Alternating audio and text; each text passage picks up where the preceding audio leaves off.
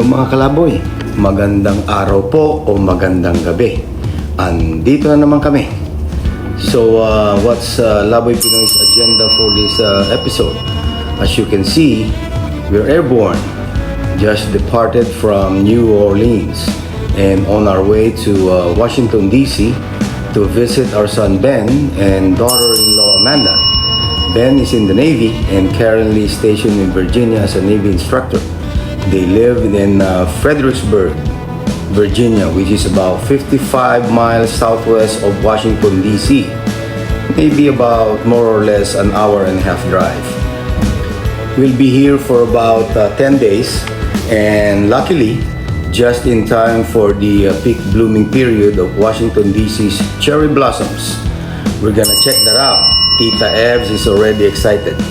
The cherry blossom trees actually came from Japan as a gift of friendship to the United States in the early 1900s. If we're not mistaken, Japan shipped around 3,000 trees to the US. Well, besides the cherry blossoms, we're gonna visit other places also of interest in Washington, D.C. and Virginia areas. But before we go Laboy, our daughter-in-law Amanda is willing to share with Laboy Pinoy her yummy Vietnamese pho recipe. So stick around and as always, mga kalaboy, sama kayo! Laboy tayo!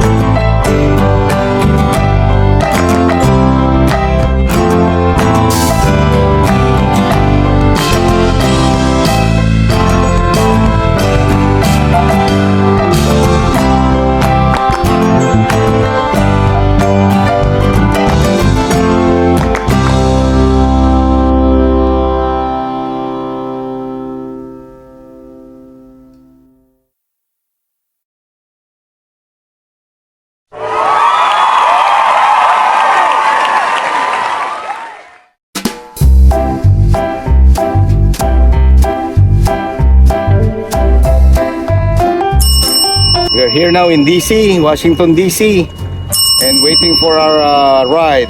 Ben and Amanda will pick us up any minute now. Hey, weather is nice. It's not cold, it's not hot, just about right.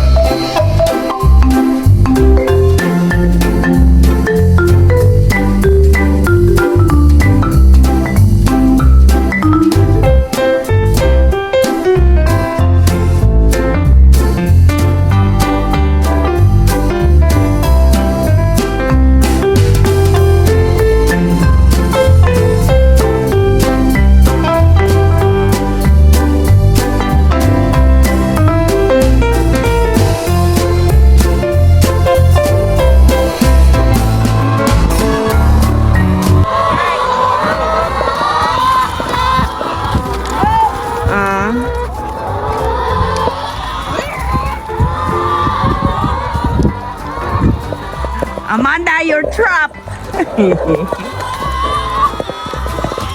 Oh, how would you go out there on you? Let me open it. Uh-oh. Tawagin mo, Dad.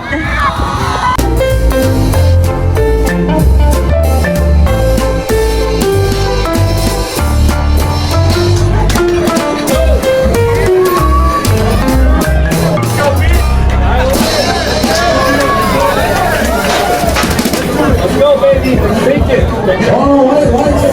Hey, Grace. Last time.